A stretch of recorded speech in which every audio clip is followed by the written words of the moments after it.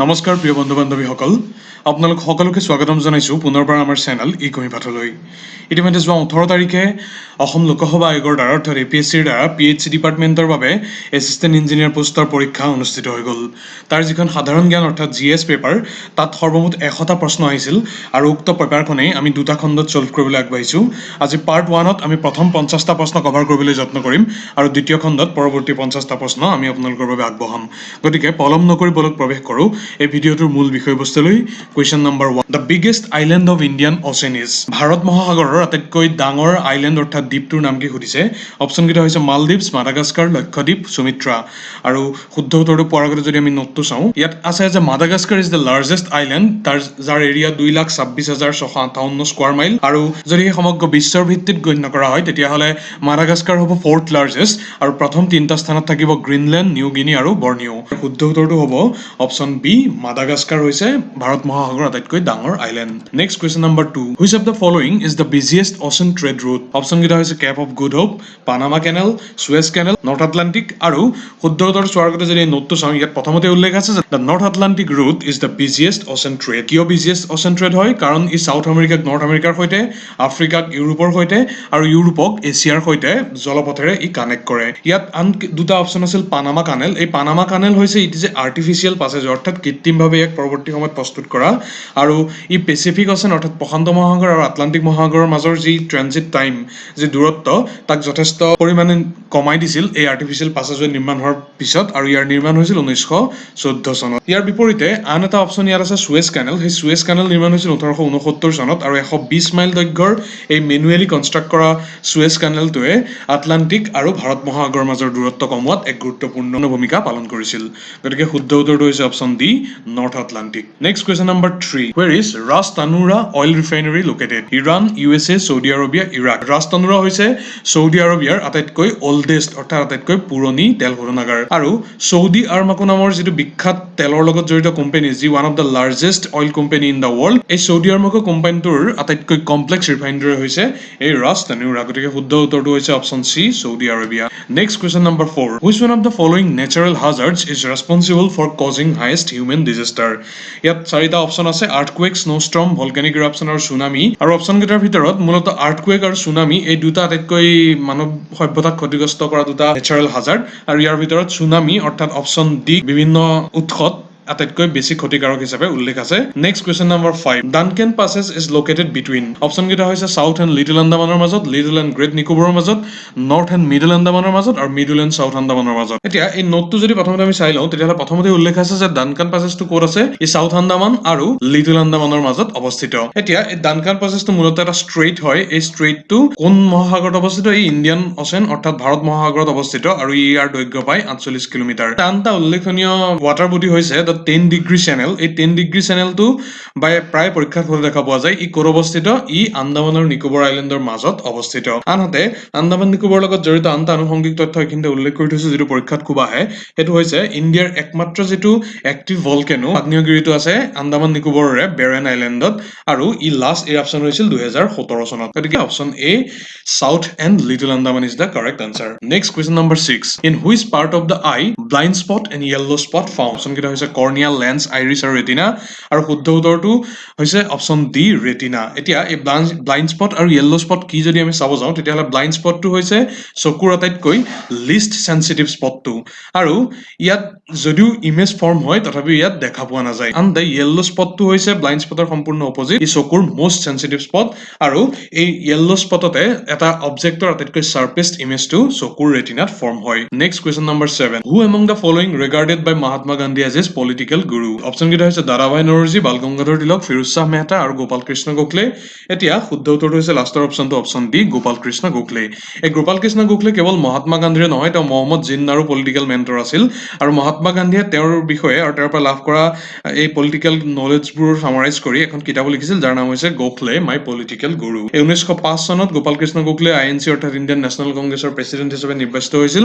আৰু এটা উল্লেখনীয় দিশ তেওঁৰ লগত জড়িত, সেইটো হৈছে তেওঁ চাৰ্ভেণ্টছ অফ ইণ্ডিয়ান সোসাইটি নামৰ বিখ্যাত যি অৰ্গেনাইজেশ্যন সেই অৰ্গেনাইজেশ্যনো তেওঁ ফাউণ্ডাৰ আছিল গতিকে moving on question number 8 the Coriolis effect is produced by pressure gradient earth revolution earth rotation আৰু earth rotation and revolution both এতিয়া কাষত থকা চিত্ৰটোত যদি আমি চাওঁ ইয়াত আমি কৰিঅলিছ এফেক্টৰ বিষয়ে এটা সম্যক আইডিয়া লাভ কৰিব পাৰোঁ সেইটো হৈছে পৃথিৱীৰ যিটো ৰোটেশ্যন সেই ৰোটেশ্যনেল মোশ্যনৰ কাৰণে এতিয়া এটা যেতিয়া ফ্ৰী ফলিং বডি আহে সেই ফ্ৰী ফলিং বডিটো নৰ্দাৰ্ণ হেমিস্ফিয়াৰত অৰ্থাৎ উত্তৰ গোলাৰ্ধত কি হয় সি ফ্ৰী ফল হোৱাৰ পৰিৱৰ্তে ৰাইট চাইডে ডিফ্লেক্ট হৈ যোৱাৰ নিচিনা লাগে আৰু তাৰ পৰিৱৰ্তে সাউদাৰ্ণ হেমিস্ফিয়াৰত কি হয় সি ফ্ৰী ফলিং হোৱাৰ পৰিৱৰ্তে সি লেফ্ট চাইডে ডিফ্লেক্ট হৈ যোৱাৰ নিচিনা লাগে এতিয়া এই মুভিং বডিৰ এই ডিফ্লেকশ্যনৰ যিটো ফেনমেনা সেইটোকে কৰিঅলিছ এফেক্ট বুলি কোৱা হয় কৰিঅলিছ নামৰ বিখ্যাত ফ্ৰেঞ্চ চাইণ্টিষ্ট গৰাকীয়ে এইটো এফেক্ট আৱিষ্কাৰ কৰিছিল বাবে তেওঁৰ নামেৰে ইয়াক নামাকৰণ কৰা হয় এতিয়া ইয়াত যদি এই বেলুনকেইটা চোৱা হয় এতিয়া এইটো হৈছে সাউদাৰ্ণ হেমিস্ফিয়াৰ অৰ্থাৎ দক্ষিণ গোলাৰ্ধ চ' ইয়াত কি হয় ইণ্টেণ্ডেড পাথ অৰ্থাৎ এই ৰেড লাইনডালেৰে ই পোনে পোনে যাব লাগিছিল কিন্তু এই কৰিঅলিছ এফেক্টৰ কাৰণে সি কি হয় সি লেফ্ট চাইডে এটা ডিফ্লেকশ্যন হয় আৰু ডিফ্লেকশ্যন হৈ তাৰ গতিপথটোৰ কিছু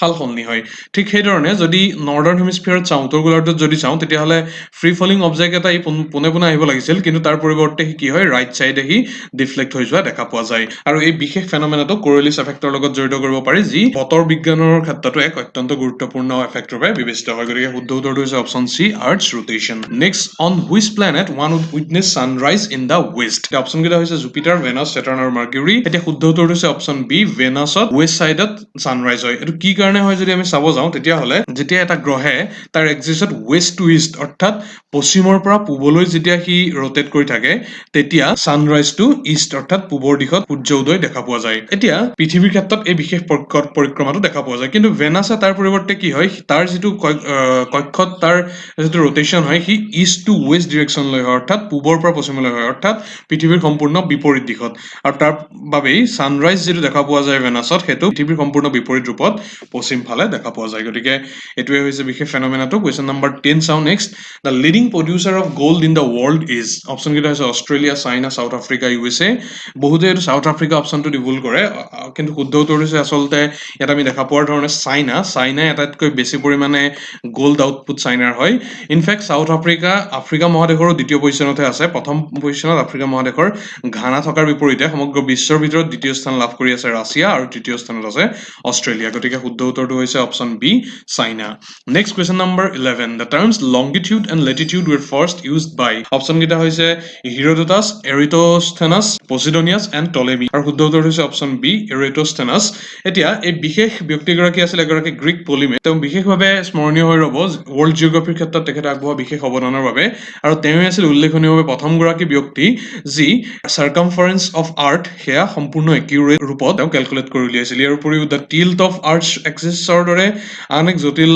কেলকুলেশ্যনো তেওঁ খুব ৰিমাৰ্কেবল একিউৰেচিৰে সম্পূৰ্ণ কৰিছিল ইয়াৰ উপৰি বিভিন্ন বিখ্যাত টাৰ্মিনলজি প্ৰদান কৰাৰ ক্ষেত্ৰতো আমি ইৰেটোস্থেনিছক মনত ৰখা উচিত next question number 12 which one of the following is the largest island in area option কেইটা দিয়া হৈছে বৰ্নিঅ গ্ৰেট ব্ৰিটেইন মাডাগাস্কাৰ সুমাত্ৰা এটা উল্লেখনীয় কথাটো হ'ল যে আটাইতকৈ largest island in terms of land area সেইটো হৈছে গ্ৰীণলেণ্ড কিন্তু সেই অপশ্যনটো ইয়াত উল্লেখ নাই আৰু দ্বিতীয় পজিশ্যনত আছে নিউ গিনি সেই অপশ্যনটো ইয়াত উল্লেখ নাই গতিকে তৃতীয় পজিশ্যনত ইয়াত আমি দেখাৰ দৰে কি আছে বৰ্নিঅ এই অপশ্যনটোৱে হ'ব ইয়াৰ শুদ্ধ উত্তৰ অপশ্যন চি মাডাগাস্কাৰ চতুৰ্থ লাৰ্জেষ্ট তাৰপিছত আছে গ্ৰেট ব্ৰিটেইন হৈছে নৱম লাৰ্জেষ্ট অৰ্থাৎ 9th লাৰ্জেষ্ট আৰু যিটো সুমাত্ৰা আছে সুমাত্ৰাটো হৈছে 6th largest next question number 13 in mega cities of India dominant source of air pollution is option কেইটা হৈছে ট্ৰান্সপৰ্ট চেক্টৰ থাৰ্মেল পাৱাৰ মিউনিচিপাল ৱেষ্ট আৰু কমাৰ্চিয়েল চেক্টৰ সাধাৰণতে ট্ৰান্সপৰ্ট চেক্টৰ মিউনিচিপাল ৱেষ্ট আৰু কমাৰ্চিয়েল চেক্টৰ আটাইকেইটা অত্যন্ত বৃহৎ ৰূপত এই এয়াৰ পলিউশ্যনলৈ কণ্ট্ৰিবিউট কৰিছে বুলি বিশ্বাস কৰা হয় কিন্তু মই কৰা ৰিচাৰ্চত বিভিন্ন উৎসত উল্লেখ আছে মিউনিচিপাল ৱেষ্ট অৰ্থাৎ নগৰ অঞ্চলত সৃষ্টি হোৱা যি আৱৰ্জনা সেই আৱৰ্জনাই হৈছে এয়াৰ পলিউশ্যনৰ আটাইতকৈ ডমিনেণ্ট চ'ৰ্চ বুলি বিশ্বাস কৰা হয় মই তেনে এটা চ'ৰ্চ ইয়াত ৱেবছাইটৰ লিংক হিচাপে উল্লেখ কৰি দিছো next question number 14 the largest proven crude oil reserve of the world lies in option কেইটা হৈছে ভেনিজুৱেলা চৌদি আৰবিয়া গানা আৰু ইৰাক আৰু শুদ্ধ উত্তৰটো প্ৰথমতেই আমি ইয়াত উল্লেখ কৰি দিছো এই নোটটোত সেইটো হৈছে ভেনিজুৱেলা চৌদি আৰবিয়াক 2011 চনলৈকে আটাইতকৈ লাৰ্জেষ্ট অইল ৰিজাৰ্ভ হিচাপে বিশ্বাস কৰা হৈছিল কিন্তু 2011 চনত চৌদি আৰবিয়াক পাছ পেলাই ভেনিজুৱেলাই প্ৰথম স্থান অধিকাৰ কৰে আৰু ইয়াত top 5 country with highest oil reserve মই মেনশ্যন কৰি দিছো ফাৰ্ষ্টতে অবভিয়াছলি ভেনিজুৱেলা ছেকেণ্ডত চৌদি আৰবিয়া আৰু থাৰ্ডত আছে কানাডা ফ'ৰ্থত আছে ইৰাণ আৰু লাষ্টত অৰ্থাৎ ফিফথত আছে ইৰাক গতিকে শুদ্ধ উত্তৰটো ইতিমধ্যে উল্লেখ কৰিছো option A Venezuela next question number 15 the first refinery at Assam was established at Digboi in ইয়াত যদি আমি চাওঁ তেতিয়াহ'লে অইল ইণ্ডাষ্ট্ৰি ইন ইণ্ডিয়াৰ বাৰ্থ প্লেচ হিচাপে আমি ডিগবৈক কনচিডাৰ কৰিব পাৰোঁ আৰু ইয়াৰ স্থাপনৰ কাম আৰম্ভ হৈছিল 1901 চনৰ 11 ডিচেম্বৰ তাৰিখে এই ডিগবৈ ৰিফাইনেৰী হৈছে এছিয়াৰ ফাৰ্ষ্ট ৰিফাইনেৰী আৰু ইয়াত অইলৰ খননৰ কাম আৰম্ভ হৈছিল 1889 চনত এইটো কেতিয়াবা সোধে যে কেতিয়া ডিগবৈত অইলৰ খনন আৰম্ভ হৈছিল তেতিয়া 1901 দিলে সেইটো শুদ্ধ নহ'ব যদি স্পষ্টভাৱে সোধে যে ৰিফাইনেৰী ছেটআপ কেতিয়া আৰম্ভ হৈছিল তেতিয়াহে এইটো 1901 চনটো শুদ্ধ হ'ব গতিকে এই বিশেষ প্ৰশ্নটোৰ শুদ্ধ উত্তৰ হৈছে অপচন চি 1901 চন next which one of the following is not an oil field অপচনকেইটা হৈছে লিডু নাহৰকটীয়া মৰাণ আৰু গেলেকী আৰু সহজ প্ৰশ্ন লিডুৰ কয়লা ক্ষেত্ৰ সকলোৰে বিখ্যাত বাকী নাহৰকটীয়া মৰাণ গেলেকী এইকেইটা আটাইকেইটাতে খাৰুৱা তেলৰ পুং আছে first coal mine in Assam অসমৰ প্ৰথমটো কয়লাৰ উৎস সেই লিডুতে আৱিষ্কাৰ হৈছিল 1882 চনত আৰু সেইটো কেনেকৈ আৱিষ্কাৰ হৈছিল যেতিয়া সেই সময়ৰ আছাম ৰেলৱে এণ্ড ট্ৰেডিং কোম্পানীয়ে যেতিয়া মিটাৰগছ ৰেলৱে লাইন সেই অঞ্চলটোত বহাবৰ বাবে তেওঁলোকে ব্যৱস্থা হাতত লৈছিল তেতিয়াই প্ৰথম সেই কয়লাৰ খনিটো অসম লিডুত আৱিষ্কাৰ হৈছিল আৰু লিডু টাউনৰ আন এটা উল্লেখনীয় দিশ হৈছে যে বিখ্যাত ষ্টিল ৱেল ৰোড যিটো অসমৰ পৰা উত্তৰ পূৰ্বাঞ্চলৰ মাজেদি গৈ বাৰ্মা হৈ চাইনালৈকে এটা অত্যন্ত গুৰুত্বপূৰ্ণ স্থলপথ হিচাপে যিটো বিখ্যাত সেই ষ্টিল ৱেল ৰোডৰ আৰম্ভণি পইণ্টটো হৈছে এই লিডু টাউনেই নেক্সট কুৱেশ্যন নম্বৰ 17 আমি চাওঁ the biggest tributary of the Brahmaputra is Dhansiri Kopili Subansiri আৰু বুঢ়ীদিহিং ইয়াৰ এইকেইটাৰ ভিতৰত শুদ্ধ উত্তৰটো হৈছে অপচন চি নৰ্থ বেংক ব্ৰহ্মপুত্ৰৰ উত্তৰ পাৰে থকা সোৱণশিৰি নদীখনক আটাইতকৈ লাৰ্জেষ্ট ট্ৰিবিউটাৰী অফ ব্ৰহ্মপুত্ৰ বুলি গণ্য কৰা হয় এই সোৱণশিৰি ৰিভাৰ অৰিজিনেট হয় চাইনাৰ হিমালয়ান অঞ্চলত আৰু ব্ৰহ্মপুত্ৰ নদীক লখিমপুৰ জিলাত ই লগ কৰে আৰু 442 কিলোমিটাৰ দৈৰ্ঘ্যৰে এইখনেই হৈছে সোৱণশিৰি হৈছে লাৰ্জেষ্ট ট্ৰিবিউটাৰী অফ ব্ৰহ্মপুত্ৰ ইতিমধ্যে উল্লেখ কৰিছো গতিকে নেক্সট কুৱেশ্যন নম্বৰ 18 চাওঁ which one of the following does not come under জিএছটিৰ যিটো পেৰিফেৰী তাৰ ভিতৰত তলৰ চাৰিটা অপচনৰ কোনটো অন্তৰ্গত নহয় সুধিছে অপচনকেইটা হৈছে FMGC অৰ্থাৎ fast moving consumer goods insurance service alcohol for human consumption and package food items এতিয়া এই নোটটো যদি আমি চাওঁ ইয়াত মূলতঃ তিনিটা বস্তু এতিয়ালৈকে আছে যিটো জিএছটিৰ পাৰভিউৰ পৰা বাহিৰত ৰখা হৈছে তাৰ প্ৰথমটো হৈছে এলকহল ফৰ হিউমেন কনজাম্পশ্যন দ্বিতীয়টো হৈছে পেট্ৰলিয়ামজাত সামগ্ৰী আৰু তৃতীয়টো হৈছে বিদ্যুৎ বা ইলেক্ট্ৰিচিটি গতিকে এই প্ৰশ্নটোৰ শুদ্ধ উত্তৰটো হ'ব option C alcohol for human consumption next চাওঁ question number 19 which of the following states did record the formation of maximum coalition government between 1967 to 1991 1967 পৰা 1991 সময়ছোৱাত কোনখন ৰাজ্যত আটাইতকৈ বেছি সংখ্যক বহুদলীয় চৰকাৰ গঠন হৈছিল সুধিছে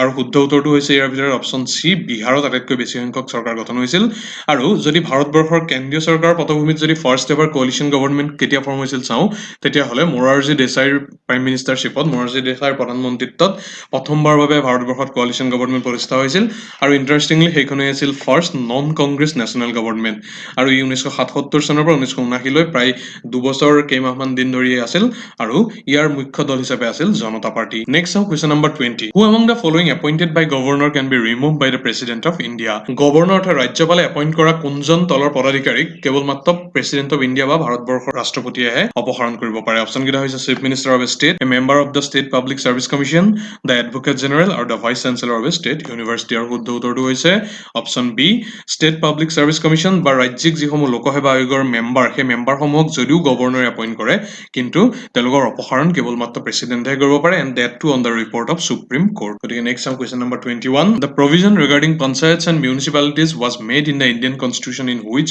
ইয়াৰ 1991 1993 1995 আৰু 2000 এই চাৰিটা চনৰ কোনটো চনত পঞ্চায়ত আৰু মিউনিচিপালিটিক অৰ্থাৎ নগৰপালিকাক ভাৰতীয় সংবিধানৰ আওতালৈ অনা হৈছিল সুধিছে আৰু শুদ্ধ উত্তৰটো হৈছে অপচন বি 1993 উক্ত চনতে 73rd কনষ্টিটিউচনেল এমেণ্ডমেণ্টৰ জৰিয়তে কনষ্টিটিউচনেল ষ্টেটাছ দিয়া হৈছিল পঞ্চায়ত ৰাজ ইনষ্টিটিউচনক আৰু আৰ্টিকল 243 সেই বিশেষ আৰ্টিকলটো ইনচাৰ্ট কৰা হৈছিল পাৰ্ট 9 অফ দ্য ইণ্ডিয়ান কনষ্টিটিউচনত next question number 22 how many seats are reserve for the schedule caste in the Lok Sabha 59 69 79 84 এতিয়া এই নোটটোত উল্লেখ কৰা ধৰণে 2008 চনত ডিলিমিটেশ্যন কমিশ্যন বা সমষ্টি পুনৰ নিৰ্ধাৰণ আয়োগে তেওঁলোকে 84টা চিট এছচিৰ কাৰণে ৰিজাৰ্ভ কৰিছিল আৰু 47টা চিট এছটি অৰ্থাৎ শিডিউল ট্ৰাইবৰ কাৰণে ৰিজাৰ্ভ কৰিছিল ইয়াৰ সংখ্যা পূৰ্বতে আছিল 79 এছচিৰ কাৰণে আৰু 41 এছটিৰ কাৰণে এতিয়া এইখিনিতে উল্লেখ কৰি থোৱা উচিত যে এই বিশেষ যি ৰিজাৰ্ভেশ্যন সেই ৰিজাৰ্ভেশ্যন লোকসভাৰ কাৰণে প্ৰযোজ্য ৰাজ্যসভাত কাষ্ট বেছ ৰিজাৰ্ভেশ্যনৰ কোনো স্কোপ ইণ্ডিয়ান কনষ্টিটিউশ্যনে ৰখা নাই next the system of panchayat raj is included in the union list state list concurrent list and residuary list panchayat raj যিটো ব্যৱস্থা সেই ব্যৱস্থা ষ্টেট লিষ্টত কনষ্টিটিউশ্যনৰ ইনক্লুড হৈ আছে গতিকে শুদ্ধ উত্তৰটো হৈছে option B 7 schedule of Indian কনষ্টিটিউশ্যনে কি কৰিছে এই 7 শিডিউল অফ ইণ্ডিয়ান কনষ্টিটিউশ্যনে চেণ্টাৰ আৰু ষ্টেটৰ মাজৰ যি তেওঁলোকৰ ক্ষমতাৰ বিভাজন সেই ক্ষমতাৰ বিভাজনৰ লগত জড়িত আৰু এই অনুসৰিয়ে তিনিখন বিশেষ লিষ্ট প্ৰস্তুত কৰা হৈছে প্ৰথমখন হৈছে ইউনিয়ন লিষ্ট য'ত ৰখা যিসমূহ সাবজেক্ট সেই সাবজেক্টসমূহ সম্পূৰ্ণ কেন্দ্ৰই নিৰ্ধাৰণ কৰিব কেন্দ্ৰ আইন প্ৰণয়নৰ জৰিয়তে সেইসমূহৰ লগত জড়িত চেইন জানিব পাৰিব কিছুমান বিশেষ সাবজেক্ট ষ্টেট লিষ্টত ৰখা হৈছে ষ্টেট লিষ্টৰ সেই সাবজেক্টসমূহৰ ওপৰত সম্পূৰ্ণ কৰ্তৃত্ব ষ্টেট লেজিসলেচাৰ থাকিব আনহাতে কিছুমান আছে কনকাৰেন্ট লিষ্টত যাৰ অধিকাৰ ইউনিয়ন অৰ্থাৎ চেণ্টাৰ আৰু ষ্টেট দুইটাৰ ওপৰতে থাকিব গতিকে এই বিশেষ ইউনিয়ন আৰু ষ্টেটৰ মাজৰ পাৱাৰ ডিভিজনটো 7 শিডিউলে ডিল কৰে আৰু আৰ্টিকল 246 ত উল্লেখ আছে next question number 24 which among the following union territories has a judicial commissioner এই পণ্ডিচেৰী আন্দামান নিকোবৰ আইলেণ্ড দমন এণ্ড দিউ লক্ষদ্বীপ এইকেইটাৰ ভিতৰত কোনটোত জুডিচিয়েল কমিশনাৰ আছে সুধিছে আৰু মই লাভ কৰা যিসমূহ সোৰ্স সেই সোৰ্সৰ তথ্য অনুসৰি অপচন সি দমন এণ্ড দিউত এই জুডিচিয়েল কমিশনাৰ আছে next question number 25 which of the following high court has the territorial jurisdiction over Andaman and Nicobar island Andhra Pradesh Kolkata Madras আৰু উৰিষ্যা আৰু শুদ্ধ উত্তৰটো হৈছে অপচন বি এতিয়া কলকাতা হাইকোৰ্টে হৈছে ওল্ডেষ্ট হাইকোৰ্ট ইন ইণ্ডিয়া আৰু ই ৱেষ্ট বেংগল ৰাজ্যৰ লগতে এই বিশেষ ইউনিয়ন টেৰিটৰিটোৰ ওপৰত তেওঁলোকে জুৰিছডিকশ্যন লাভ কৰিছে next question number 26 which article of the Indian constitution empowers the parliament to legislate on a subject of the state list এতিয়া মই পূৰ্বতে উল্লেখ কৰিছিলো যে ষ্টেট লিষ্টৰ যিসমূহ সাবজেক্ট আছে সেইসমূহৰ ওপৰত সম্পূৰ্ণ ষ্টেট লেজিছলেচাৰে কৰ্তৃত্ব আৰোপ কৰিব পাৰে কিন্তু ভাৰতীয় সংবিধানৰ এটা বিশেষ আৰ্টিকল আছে যিটোৱে পাৰ্লিয়ামেণ্টক অৰ্থাৎ সংসদক সেই ক্ষমতা প্ৰদান কৰিছে যে বিশেষ সিচুৱেশ্যনত তেওঁলোকে ষ্টেট লিষ্টৰ এটা সাবজেক্টৰ ওপৰতো লেজিছলেট কৰিব পাৰে আৰু সেইটো আৰ্টিকল কোনটো সুধিছে অপচন কেইটা হৈছে 115 116 226 আৰু 249 আৰু শুদ্ধ উত্তৰটো হৈছে option D article 249 power of parliament to legislate with respect to matter in the state list in the national interest এই বিশেষ পইণ্টটো নোট কৰি এটো হৈছে in the national interest next question number 27 which article of the Indian constitution empowers the president to consult the Supreme Court এতিয়া ভাৰতৰ যি উচ্চতম ন্যায়ালয় সেই উচ্চতম ন্যায়ালয়ৰ লগত কনচাল্টেশ্যনৰ ক্ষমতা প্ৰেচিডেণ্টক ভাৰতীয় সংবিধানৰ কোনটো আৰ্টিকলে প্ৰদান কৰিছে অপচন কেইটা হৈছে 129 132 143 আৰু 32 আৰু শুদ্ধ উত্তৰটো হৈছে অপচন সি আৰ্টিকল 143 এটা ইয়াত উল্লেখ থকা অনুসৰি আৰ্টিকল 143 ৰ মতে president may seek the opinion of Supreme Court on any question of law or fact of public importance on which he thinks it expedient to obtain such an opinion অৰ্থাৎ Supreme কোৰ্টৰ বিশেষ বিষয়ত পৰামৰ্শ ল'ব লগা বুলি যদি প্ৰেচিডেণ্টে অনুভৱ কৰে তেতিয়াহ'লে তেওঁ আৰ্টিকল 143 এক্সাৰচাইজ কৰি সেই পৰামৰ্শ তেওঁ গ্ৰহণ কৰিব পাৰে next question number 28 as a non member who can participate in the proceedings of either house of the parliament vice president chief justice attorney general chief election commissioner এতিয়া এই নোটটোত উল্লেখ কৰা ধৰণে প্ৰথমতে ইয়াত আছে যে attorney general can participate in the proceedings of either house of parliament সংসদৰ দুইটা সদনতেই এটৰ্নী জেনেৰেলে পাৰ্টিচিপেট কৰিব পাৰে আৰু এটৰ্নী জেনেৰেলক কি বুলি কোৱা হয় তেওঁক কেন্দ্ৰীয় চৰকাৰৰ চিফ লিগেল এডভাইজাৰ বুলি কোৱা হয় আৰু সুপ্ৰিম কোৰ্ট অফ ইণ্ডিয়াতো তেওঁ চিফ এডভোকেট হিচাপে তেওঁ কাৰ্যনিৰ্বাহ কৰে আৰু প্ৰেচিডেণ্ট অফ ইণ্ডিয়াই এই এটৰ্নী জেনেৰেলক এপইণ্ট কৰে কি আৰ্টিকল প্ৰেক্টিচ কৰি আৰ্টিকল 76 এইটো কেতিয়াবা সোধে গতিকে শুদ্ধ উত্তৰটো ইতিমধ্যে কৈছোঁ option C the attorney general is the correct answer next question number 29 the form of oath of office for a minister for the Union of India is enshrined in first, second, third, fourth এতিয়া শুদ্ধ উত্তৰটো হৈছে third schedule of Indian কনষ্টিটিউশ্যনত সেই oath of office টো এনশ্ৰাইণ্ড হৈ আছে এতিয়া ইয়াত উল্লেখ কৰা ধৰণে থাৰ্ড শিডিউলত এই oathটো আছে কিন্তু ফাৰ্ষ্ট শিডিউলত কি আছে he list of states and union territory mention আছে ফাৰ্ষ্ট শিডিউলত second schedule is about the salary of president governor chief জাজেছ of high court and Supreme Court controller and auditor general অৰ্থাৎ কেগ আৰু fourth শিডিউলটো it is all about the allocation of seat for each state of India in Rajya Sabha. Next, question number 30. The term secular was added in the preamble to the Indian Constitution by which amendment? এতিয়া ভাৰতীয় সংবিধানৰ কোনটো সংশোধনী অনুসৰি ভাৰতীয় সংবিধানৰ প্ৰস্তাৱনাত secular এই বিশেষ শব্দটো এড কৰা হৈছিল আৰু শুদ্ধ উত্তৰটো হৈছে অপচন বি 42nd এমেণ্ডমেণ্ট আমি সকলোৱে জানো এই 42nd এমেণ্ডমেণ্ট কেতিয়া হৈছিল 1976 ত এই 47 এমেণ্ডমেণ্ট হৈছিল আৰু সেই সময়ত নেশ্যনেল ইমাৰ্জেঞ্চি চলি আছিল কাৰ দ্বাৰা ডিক্লেয়াৰ কৰা হৈছিল ইন্দিৰা গান্ধীৰ দ্বাৰা এই 42nd এমেণ্ডমেণ্টে যিটো ভাৰতবৰ্ষৰ ডেছক্ৰিপশ্যন সেই ডেছক্ৰিপশ্যনটোক পূৰ্বৰ ছভেৰিয়ান ডেমক্ৰেটিক ৰিপাব্লিকৰ পৰিৱৰ্তে নতুনকৈ দুটা শব্দ লগ লগাইছিল একটা হৈছে ছভেৰিয়ান ছ'চিয়েলিষ্ট সেকুলাৰ ডেমক্ৰেটিক ৰিপাব্লিক গতিকে 42nd এমেণ্ডমেণ্টৰ জৰিয়তে এই ছ'চিয়েলিষ্ট আৰু সেকুলাৰ এই দুটা বিশেষ শব্দৰ সংযোজন কৰিছিল আৰু ইয়াৰ উপৰি ইউনিটি অফ দ্য নেশ্যন এই পূৰ্বতে যি ধৰণে উল্লেখ আছিল সেইকেইটাৰ পৰিৱৰ্তে unity and integrity of the nation গতিকে তিনিটা বিশেষ শব্দ এই 42nd এমেণ্ডমেণ্টে প্ৰিএম্বলত সংযোজন কৰিছিল আৰু যিহেতু 42nd এমেণ্ডমেণ্টত এক বৃহৎ সংখ্যক সংশোধনী অনা হৈছিল গতিকে তাক ইণ্ডিয়ান কনষ্টিটিউশ্যনৰ মিনি কনষ্টিটিউশ্যন বুলি উল্লেখ কৰিব পাৰি। Next question number 31, a high court জাজ addresses his letter of resignation to whom? এগৰাকী উচ্চ ন্যায়ালয়ৰ জাজে তেওঁৰ পদত্যাগ পত্ৰ তেওঁ কালৈ এড্ৰেছ কৰিব লাগিব সুধিছে। অপশ্যন কেইটা হৈছে president, chief justice of India, chief justice of high court and governor of the state. ইয়াত উল্লেখ থকা ধৰণে সেয়া লাগে হাই কোৰ্টৰ জাজেই হওক বা সুপ্ৰিম কোৰ্টৰ জাজেই হওক, দুয়োৱে প্ৰেচিডেণ্টলৈ এড্ৰেছ কৰিব লাগিব তেওঁলোকৰ যিখন লেটাৰ অফ ৰেজিগনেশ্যন থাকে। গতিকে শুদ্ধ উত্তৰটো হৈছে option A, the president. Next question number 32, which one of the following state has গ্ৰান্টেড Sanskrit language the status of the second official language of the state? এতিয়া বিহাৰ, ছত্তীশগড়, উত্তৰ প্ৰদেশ আৰু উত্তৰাখণ্ডৰ এই চাৰিখনৰ ভিতৰত কোনখন ৰাজ্যই সংস্কৃতক ছেকেণ্ড লেংগুৱেজৰ মৰ্যাদা দিছে সুধিছে। আৰু ইয়াত প্ৰথমতে এটা মই ষ্টেটমেণ্ট উল্লেখ কৰিছোঁ, সেই ষ্টেটমেণ্টটোৰ অনুসৰি under article 345 of constitution Uttarakhand legislative assembly has pass the proposal to make Hindi their official language and Sanskrit their second official language for Uttarakhand state. গতিকে শুদ্ধ উত্তৰটো ইয়াত উল্লেখ থকা ধৰণে অপশ্যন ডি, উত্তৰাখণ্ড ষ্টেট হ'ব। এতিয়া ইয়াত প্ৰথমতে আছিল আৰ্টিকল 345, সেই আৰ্টিকল 345 কিহৰ লগত ডিল কৰে? It deals with the official language or languages of a state. এখন ৰাজ্যৰ অফিচিয়েল লেংগুৱেজ চুজ কৰিবৰ কাৰণে ষ্টেট লেজিছলেচাৰক এই আৰ্টিকল 345 সি ক্ষমতা প্ৰদান কৰে। আৰু আন এখন ৰাজ্য তেলেংগানাৰ বিষয়ে উল্লেখ কৰি দিছোঁ, তেলেংগানাই উৰ্দুক তেওঁলোকৰ ছেকেণ্ড অফিচিয়েল লেংগুৱেজ হিচাপে ইতিমধ্যে স্বীকৃতি প্ৰদান কৰিছে। Next question number 33, the existence of a parallel economy or black money. এতিয়া সমান্তৰাল অৰ্থনীতি যি ব্লেক মানি অৰ্থাৎ ক'লা ধনৰ সৃষ্টি, সেই পেৰেলেল ইকনমি এক্সিষ্টেঞ্চে কি ধৰণে প্ৰভাৱ পেলাই সুধিছে। অপশ্যনকেইটা আপোনালোকে দেখিছেই। এতিয়া এই নোটটো যদি আমি চাওঁ তেতিয়াহ'লে প্ৰথমে ইয়াত উল্লেখ আছে যে ব্লেক মানি যেতিয়া এক্সিষ্ট কৰে তেতিয়া এটা পেৰেলেল ইকনমিৰ সৃষ্টি হয়, অৰ্থাৎ সমান্তৰাল অৰ্থনীতিৰ সৃষ্টি হয়। আৰু ইয়াৰ ফলত কি হয়, যিসমূহ চৰকাৰে বা যিসমূহ চেণ্ট্ৰেল বেংকে মনিটৰী পলিচি লয়, যিসমূহ মুদ্ৰাৰ ওপৰত যিসমূহ তেওঁলোকে বিভিন্ন নিয়ম প্ৰৱৰ্তন কৰে, সেইসমূহৰ এফেক্টিভিটি যথেষ্ট পৰিমাণে কমি যায়।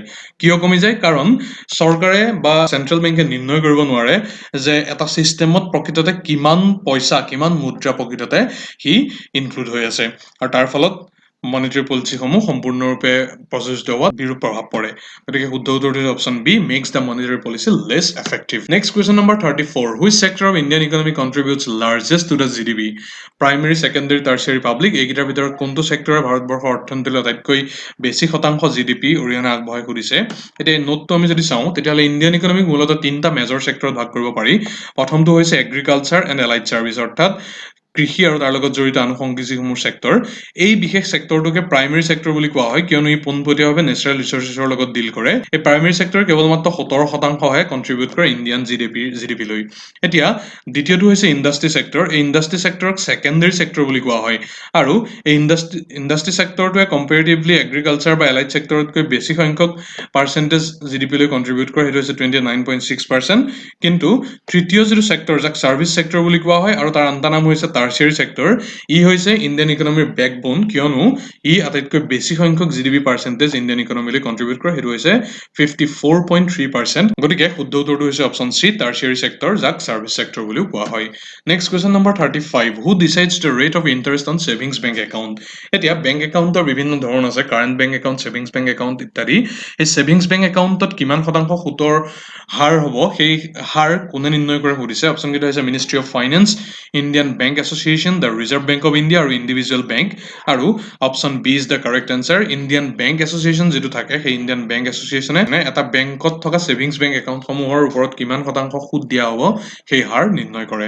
Next question number 36, which one of the following taxes is levied by the union and collected and appropriated by the states? অপশ্যনকেইটা হৈছে stamp duty, passenger and goods tax, state duty আৰু টেক্স অন নিউজ পেপাৰ। আৰু শুদ্ধ উত্তৰটো হৈছে option A, stamp duty. এই stamp duty, ইয়াৰ পৰা যিটো ৰেভিনিউ জেনেৰেট হয়, সেইটো ইন জেনেৰেল ইম্প'জ কৰে চেণ্ট্ৰেল গভৰ্ণমেণ্টে, কিন্তু কালেক্ট কৰে আৰু তাক ৰাখি থয় ৰেচপেক্টিভ ষ্টেট গভৰ্ণমেণ্টসমূহে। গতিকে শুদ্ধ উত্তৰটো হৈছে option A, stamp duty. Next, money laundering normally involves placement of fund, layering of fund, integration of fund and all of the above. এতিয়া এই মানি লণ্ড্ৰিং গোটেই প্ৰচেছটো তিনিটা ষ্টেপত হয়। প্ৰথমটো হৈছে প্লেচমেণ্ট। এই প্লেচমেণ্টত কি কৰা হয়, যিসমূহ অশুদ্ধ পইচা, যাক ডাৰ্টি মানি বুলি কোৱা হয়, মূলতঃ ব্লেক মানি যিসমূহ থাকে, সেইসমূহ এটা লেজিটিমেট ফাইনেন্সিয়েল চিষ্টেমত কিবা ট্ৰিক এপ্লাই কৰি তাক প্লেচ কৰা হয়। অৰ্থাৎ এনেকুৱা এটা ফাইনেন্সিয়েল চিষ্টেম, এনেকুৱা এটা অৰ্থ ব্যৱস্থাত তাক প্লেচ কৰা হয় যিটো আইনৰ দ্বাৰা অনুমোদিত। এতিয়া দ্বিতীয় চিষ্টেমটো হৈছে লেয়াৰিং।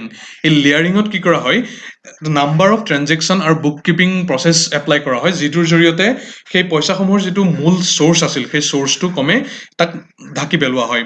আৰু তৃতীয় আৰু ফাইনেল ষ্টেপটো হৈছে ইণ্টিগ্ৰেশ্যন। সেই ইণ্টিগ্ৰেশ্যনটোত কি হয়, সেই দুইটা ইতিমধ্যে উল্লেখ কৰা ধৰণে দুইটা প্ৰচেছ এপ্লাই কৰি যিসমূহ ডাৰ্টি মানি ছিষ্টেমটোত আহে সেইসমূহক চিম্পলি এটা লেজিটিমেট অৰ্থাৎ আইন প্ৰসিদ্ধ একাউণ্টৰ পৰা তাক উলিয়াই অনা হয়। সেই পইচাসমূহে ন্যায়সিদ্ধ ৰূপ পায় আৰু তাৰ জৰিয়তে ক্ৰিমিনেলসমূহে তাক মুক্ত ৰূপত ব্যৱহাৰৰ বাবে গ্ৰীণ ছিগনেল তেওঁলোকে লাভ কৰে। গতিকে এই তিনিওটা ষ্টেপ প্লেচমেণ্ট, লেয়াৰিং আৰু ইণ্টিগ্ৰেশ্যন মানি লণ্ডাৰিঙত ইনভল্ভ হৈ থাকে। গতিকে ইয়াত শুদ্ধ উত্তৰটো হ'ব option D, all of the এভভ। Next, question number 38. Who wrote the famous drama Nil Darpan, which depicts the agony of the indigo cultivators and brutality of the planters? Option কেইটা হৈছে হৰিশ চন্দ্ৰ মুখাৰ্জী, দীনবন্ধু মিত্ৰা, শিশিৰ কুমাৰ ঘোষ আৰু ৰামগোপাল ঘোষ। আৰু শুদ্ধ উত্তৰটো হৈছে নীল দৰ্পণ, যাক ইংৰাজীত দ্য ইণ্ডিগো মিৰৰ বুলি কোৱা হয়। সেইখন হৈছে এখন বেংগালী প্লে আৰু তাক লিখিছিল দীনবন্ধু মিত্ৰই 1858-1879 খ্ৰীষ্টাব্দত। গতিকে শুদ্ধ উত্তৰটো হৈছে option B, Dinabandhu Mitra. Next question number 39. The concept of economic planning in India is derived from which country? ভাৰতবৰ্ষৰ অৰ্থনৈতিক পৰিকল্পনা যিটো কনচেপ্ট, সেই কনচেপ্ট কাৰ পৰা ধাৰ কৰিছিল সুধিছে। অপশ্যন কেইটা হৈছে USA, UK, ৰাছিয়া আৰু France.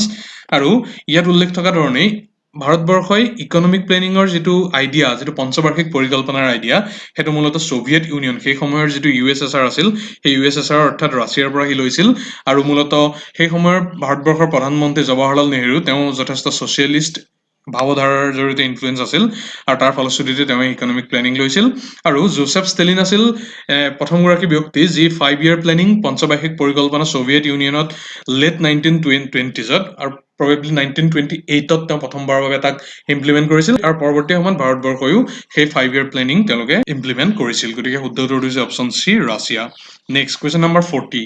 The Indian economy is characterized by predominance of agriculture, low per capita income, massive unemployment, all of the above. এতিয়া ভাৰতবৰ্ষৰ যিটো অৰ্থব্যৱস্থা, সেই অৰ্থব্যৱস্থা আমি ইতিমধ্যেই জানো যে সি মূলতঃ এগ্ৰিকালচাৰ ডিপেণ্ডেণ্ট। মূলতঃ ভাৰতবৰ্ষৰ অৰ্থব্যৱস্থাৰ যিসমূহ অংশীদাৰ, সেই অংশীদাৰৰ এক মেজৰিটেৰিয়ান ছেকশ্যনেই তেওঁলোকে সম্পূৰ্ণৰূপে কৃষিৰ ওপৰতে তেওঁলোকে জীৱন জীৱিকাৰ বাবে নিৰ্ভৰশীল হৈ থাকে। ইয়াৰ উপৰি ভাৰতবৰ্ষৰ পাৰ কেপিটা ইনকাম বিশ্বৰ বহু দেশৰ তুলনাত যথেষ্ট তলৰ ফালে আছে। আৰু লগতে ভাৰতবৰ্ষৰ আনএমপ্লয়মেণ্ট অৰ্থাৎ যি ভাৰতবৰ্ষৰ নিবনুৱা সমস্যা, সি অত্যন্ত মাছিভ স্কেলত বৰ্তমান বাঢ়ি গৈ আছে। গতিকে এই তিনিওটা কেৰেক্টাৰিষ্টিকে ইণ্ডিয়ান ইকনমিৰ লগত আমি এটাচ কৰিব পাৰোঁ। গতিকে ইয়াত শুদ্ধ উত্তৰটো হ'ব option D, all of the এভভ। Next question number 41. How many percentage of a bank's deposit does the bank holds as cash? এতিয়া এটা বেংকত জমা হৈ থকা ধনৰ কিমান শতাংশ তেওঁলোকে কেছ হিচাপে তেওঁলোকে বেংকত ৰাখিব পাৰে? শুদ্ধ উত্তৰটো হৈছে 15, 20, 10, 12 শতাংশৰ কোনোবা এটা। আৰু option A 15% is the correct answer. এইখিনিতে এটা কনফিউজন ক্লিয়াৰ কৰি থোৱা ভাল। CRR অৰ্থাৎ কেছ ৰিজাৰ্ভ ৰেচিঅ', এইটো এই প্ৰশ্নটোত উল্লেখ কৰা সংজ্ঞাটোৰ পৰা সম্পূৰ্ণ বেলেগ। কেছ ৰিজাৰ্ভ ৰেচিঅ' হৈছে ৰিজাৰ্ভ বেংকৰ লগত প্ৰত্যেকটো নেশ্যনেলাইজ বেংকে কিমান কেছ তেওঁলোকে ৰিজাৰ্ভ বেংকত জমা ৰাখিব লাগিব, সেইটো হৈছে CRR, কেছ ৰিজাৰ্ভ ৰেচিঅ'। আৰু কেছ ৰিজাৰ্ভ ৰেচিঅ'ৰ বৰ্তমান যিটো পৰিসংখ্যা, সেইটো হৈছে 3%। আনহাতে 15%টো হৈছে এটা বেংকে নিজৰ বেংকত কিমান শতাংশ তেওঁলোকৰ জমা ধন কেছ হিচাপে ৰাখিব পাৰিব, সেইটোহে। আৰু সেইটো হৈছে 15%। Next, MODVAT is related to. এইটো সহজ প্ৰশ্ন, ইয়াত ভেটটো উল্লেখে আছে। গতিকে MODVAT it simply is related to value added tax. আৰু মোড ভেটৰ সম্পূৰ্ণ নামটো হৈছে মডিফাইড ভেলু এডেড টেক্স। এইটো 1986 ভাৰতবৰ্ষত ইন্ট্ৰডিউচ কৰা হৈছিল আৰু পৰৱৰ্তী সময়ত 2000 চনত ইয়াৰ ৰিনেমিং কৰি মোড ভেটক শ্যান ভেটলৈ পৰিৱৰ্তিত কৰা হৈছিল। Next question number 43. The value of money varies directly with the interest rate, directly with the price level, directly with the volume of the unemployment, and inversely with the price level. এতিয়া যেতিয়া price level বাঢ়ি যায়, যেতিয়া বস্তুৰ দাম বৃদ্ধি হয়, তেতিয়া আমি লেছ গুডছ এণ্ড ছাৰ্ভিচ আমি তাৰ পৰা ক্ৰয় কৰিব পাৰোঁ। আনহাতে যেতিয়া প্ৰাইচ লেভেল কমে, তেতিয়া মোৰ goods and services can be bought by us from the same amount of money. গতিকে যেতিয়া প্ৰাইচ লেভেল কমে, তেতিয়া কি হয়, মানুহৰ ক্ৰয় ক্ষমতা বা পাৰ্চেজিং পাৱাৰ বাঢ়ে। গতিকে ইয়াত উল্লেখ কৰিব লাগিব যে value of money changes inversely with the price level. গতিকে শুদ্ধ উত্তৰটো হৈছে option D, inversely with the price level. Next question number 44. Gandhiji Champaran movement was for. গান্ধীজীয়ে বিখ্যাত চম্পাৰণ সত্যাগ্ৰহ তেওঁ যি অনুষ্ঠিত কৰিছিল, তাক কি কাৰণে অনুষ্ঠিত কৰিছিল সুধিছে। আৰু শুদ্ধ উত্তৰটো হৈছে অপশ্যন ডি, 1917 চনত ই সংঘটিত হৈছিল আৰু বৰ্তমানৰ বিহাৰ ৰাজ্যৰ চম্পাৰণত ই অনুষ্ঠিত কৰা হৈছিল। আৰু এইটোৱে আছিল গান্ধীজীয়ে অনুষ্ঠিত কৰা প্ৰথমটো satyagraha. Next question number 45. Jawaharlal নেহৰুৱে লিখা বিখ্যাত গ্ৰন্থ দ্য ডিস্কভাৰী অফ ইণ্ডিয়া কোনখন জেইলত তেওঁ লিখিছিল সুধিছে। Ahmednagar jail, Alipur central jail, Yerwada jail আৰু দেউলী কেম্প জেইল। এতিয়া শুদ্ধ উত্তৰটো হৈছে অপশ্যন এ আহমদনগৰ জেইল। আৰু এইখিনিতে যদি আমি জৱাহৰলাল নেহৰুৱে লিখা তিনিখন বিখ্যাত গ্ৰন্থৰ বিষয়ে চমুকৈ চাই ল'ব বিচাৰো, প্ৰথমখনেই হৈছে ডিস্কভাৰী অফ ইণ্ডিয়া, আৰু ইয়াত উল্লেখ কৰা ধৰণেই যেতিয়া কুইট ইণ্ডিয়া মুভমেণ্টত জৱাহৰলাল নেহৰুৱে ভাগ লৈছিল, তাৰ শাস্তি ৰূপে তেওঁক আহমেদনগৰ ফৰ্টত, মহাৰাষ্ট্ৰৰ আহমেদনগৰ ফৰ্টত 1942 পৰা 45 চনলৈ তেওঁক জেইলত ৰখা হৈছিল। আৰু সেই সময়তেই এই ডিস্কভাৰী অফ ইণ্ডিয়া নামৰ ভাৰতবৰ্ষৰ হিষ্ট্ৰী, কালচাৰ এণ্ড ফিলচফিৰ ওপৰত বিশেষভাৱে গুৰুত্ব প্ৰদান কৰি লিখা গ্ৰন্থখন জৱাহৰলাল নেহৰুৱে লিখি উলিয়াইছিল। আৰু এই গ্ৰন্থখন তেওঁ ডেডিকেট কৰিছিল সেই আহমেদনগৰ জেইলৰ যিসমূহ প্ৰিজনাৰ আছিল, যিসমূহ বন্দী আছিল তেওঁলোকৰ প্ৰতি। আনহাতে আন এখন জৱাহৰলাল নেহৰুৰ অত্যন্ত প্ৰসিদ্ধ গ্ৰন্থ হৈছে গ্লিমছেছ অফ ৱৰ্ল্ড হিষ্ট্ৰী। আৰু 1930 পৰা 1933 যেতিয়া নেহৰুৱে ভাৰতবৰ্ষৰ বিভিন্ন জেইলত বন্দী হৈ থাকিব লগা হৈছিল, তেতিয়া তেওঁ তেওঁৰ কন্যা ইন্দিৰা গান্ধীলৈ 196খন চিঠি লিখিছিল, য'ত বিশ্ব বুৰঞ্জীৰ বিভিন্ন ঘটনাক্ৰম তেওঁ সন্নিৱিষ্ট কৰিছিল। আৰু এই সমগ্ৰ চিঠিৰ কালেকশ্যন কৰিয়েই গ্লিমছেছ অফ ৱৰ্ল্ড হিষ্ট্ৰী গ্ৰন্থখন 1934 চনত লিখি উলিওৱা হৈছিল। আৰু আন এখন বিখ্যাত গ্ৰন্থ জৱাহৰলাল নেহৰুৱে লিখি উলিওৱা সেইখন হৈছে তেওঁৰ আত্মজীৱনীখন, যাক এন অট'বায়োগ্ৰাফী বুলি কোৱা হয়, আৰু টুৱাৰ্ড ফ্ৰীডম বুলিও ইয়াক উল্লেখ কৰা যায়। 1936 চনত ইয়াৰ প্ৰকাশ পাইছিল, আৰু 1934 জুনৰ পৰা 1935 ফেব্ৰুৱাৰী যেতিয়া নেহৰু জেইলত আছিল, তেতিয়া তেওঁ এই অট'বায়োগ্ৰাফিকেল বুকখন লিখি উলিয়াইছিল। গতিকে moving on to question number 46, which of the following parties did not support Quit India Movement? Option কেইটা হৈছে Hindu Mahasabha, Communist Party of India, Unionist Party of Punjab, all of the above. এতিয়া এই নোটটো যদি কাষৰ চাই লওঁ, তেতিয়াহ'লে সেই সময়ত যিসমূহ হিন্দু নেশ্যনেলিষ্ট পাৰ্টি আছিল, উদাহৰণস্বৰূপে হিন্দু মহাসভা, তেওঁলোকে অপেনলি কুইট ইণ্ডিয়া মুভমেণ্ট 1942 চনৰ যি কুইট ইণ্ডিয়া মুভমেণ্ট তাক বয়কট কৰিবৰ বাবে তেওঁলোকে অফিচিয়েলি দাবী জনাইছিল। মুছলিম লীগে আকৌ কুইট ইণ্ডিয়া মুভমেণ্টৰ সম্পূৰ্ণৰূপে বিৰোধিতা কৰিছিল। তেওঁলোকৰ কাৰণ আছিল যে যদিহে সেই সময়ত ব্ৰিটিছ গুচি যায় বা ভাৰত ত্যাগ কৰিবলৈ ব্ৰিটিছ বাধ্য হয়, তেতিয়াহ'লে তেওঁলোকে তেওঁলোকৰ যিটো পলিটিকেল এজেণ্ডা, এখন মুছলিম মেজৰিটি ছেপাৰেট ষ্টেটৰ, সেইটো সম্পূৰ্ণ নহ'ব। সেই ভয়ৰ কাৰণে মুছলিম লীগে কুইট ইণ্ডিয়া মুভমেণ্ট অপ'জ কৰিছিল। আনহাতে কমিউনিষ্ট পাৰ্টি অফ ইণ্ডিয়া সেই সময়ত ভাৰতৰ ব্ৰিটিছ চৰকাৰৰ দ্বাৰা তেওঁলোকে বেন হৈ আছিল। সেই বেনটো যাতে উঠাই লয়, সেই সুযোগ গ্ৰহণৰ বাবে কমিউনিষ্ট পাৰ্টি অফ ইণ্ডিয়াই কুইট ইণ্ডিয়া মুভমেণ্টক সমৰ্থন কৰাৰ পৰা বিৰত আছিল। গতিকে ওপৰত উল্লেখ কৰা গোটেইকেইটা পাৰ্টিয়ে এই কুইট ইণ্ডিয়া মুভমেণ্টক ছাপোৰ্ট কৰা নাছিল। শুদ্ধ উত্তৰটো হ'ব option D, all of the above. Next question number 47, which one of the following books is associated with the ৰাইজ of national movement in India? ভাৰতবৰ্ষৰ যি স্বাধীনতা সংগ্ৰাম তাৰ উত্তৰণৰ পথটোত তলৰ কোনখন গ্ৰন্থ জড়িত হৈ আছে সুধিছে। অপশ্যন কেইটা হৈছে গীতাঞ্জলি, আনন্দমঠ, সত্যাৰ্থ প্ৰকাশ আৰু গীতা ৰহস্য। আৰু শুদ্ধ উত্তৰটো হৈছে আনন্দমঠ। এই আনন্দমঠখন হৈছে এখন বেংগলী কাল্পনিক গ্ৰন্থ, যিখন বংকিম চন্দ্ৰ চট্টোপাধ্যায় লিখিছিল 1882 চনত। আৰু ই মূলতঃ সন্ন্যাসী ৰিবেলিয়ন যিটো হৈছে, সন্ন্যাসী বিদ্ৰোহ, সেই সন্ন্যাসী বিদ্ৰোহৰ পটভূমিতে এই গ্ৰন্থখন বংকিম চন্দ্ৰ চট্টোপাধ্যায় লিখি উলিয়াইছিল। গতিকে correct answer is option B, Anandamath. Next question number 48, commercial messages on the net is identified as net ads, internet commercials, webmercials, viralmercials. আৰু শুদ্ধ উত্তৰটো হৈছে অপশ্যন চি, ৱেব মাৰ্চিয়েলছ। আৰু ইয়াৰ সংজ্ঞাটো হৈছে it is a 30 to 60 second commercial about your business or organization that appears on your website or somewhere else on the internet. আৰু বৰ্তমান এই লকডাউনৰ সময়খিনিত আন এটা এনেধৰণৰ সমান্তৰাল শব্দ খুব জনপ্ৰিয় হৈছে, সেইটো হৈছে ৱেবনাৰ, যিটো ছেমিনাৰৰ অনলাইন ভাৰ্চনটো। গতিকে একেধৰণেই কমাৰ্চিয়েলৰ অনলাইন ভাৰ্চনটো হৈছে web martial. Next question number 49, which of the following represent billion characters? Terabyte, megabyte, kilobyte, gigabyte. এতিয়া গোটেইকেইটাৰ লগত জড়িত যদি আমি তথ্যসমূহ চাওঁ, 1 kilobyte is equal to about 1000 byte, 1 megabyte is equal to 1 million byte, 1 gigabyte is equal to 1 billion byte, whereas 1 terabyte is equal to 1 trillion byte. গতিকে ইয়াত আমাক সুধিছে যে 1 বিলিয়ন কেৰেক্টাৰ বা 1 বিলিয়ন বাইটৰ সমকক্ষ কোনটো? আৰু শুদ্ধ উত্তৰটো হ'ব option D, gigabyte. Okay, moving on to last question of this particular segment, which was the first company to launch mobile phone services in India? SR, BPL, Hutchison আৰু Airtel, এই চাৰিটা কোম্পানীৰ ভিতৰত কোনটোৱে ভাৰতবৰ্ষত প্ৰথম মোবাইল ফোন সেৱা আৰম্ভ কৰিছিল? আৰু শুদ্ধ উত্তৰটো হৈছে অপশ্যন বি, BPL। গতিকে ইমানতে আমাৰ প্ৰথম খণ্ডৰ ভিডিঅ'টো সমাপ্তি ঘটিছে। পৰৱৰ্তী খণ্ডত আমি অতি শীঘ্ৰে পৰৱৰ্তী 50টা প্ৰশ্ন এই বিশেষ পেপাৰখনৰ অন্তৰ্ভুক্ত কৰি আপোনালোকলৈ আগবঢ়াম। আমাৰ অনুৰোধ, যদি আপোনালোক ভিডিঅ'টোৰ দ্বাৰা উপকৃত হৈছে বুলি ভাবে, তেতিয়াহ'লে আপোনালোকৰ বন্ধু মহলত ভিডিঅ'টো শ্বেয়াৰ কৰক, ভিডিঅ'টো লাইক কৰক, ভিডিঅ'টোৰ বিষয়ে কিবা ক'ব লগা থাকিলে বা জানিব লগা থাকিলে কমেণ্ট কৰক, আৰু লগতে অনুগ্ৰহ কৰি চেনেলটো ছাবস্ক্ৰাইব কৰিবলৈ আৰু কাষত থকা বেল আইকনটো দবাবলৈ নাপাহৰিব। গতিকে আজিলৈ ইমানতে সামৰিছোঁ। ধন্যবাদ, শুভৰাত্ৰি।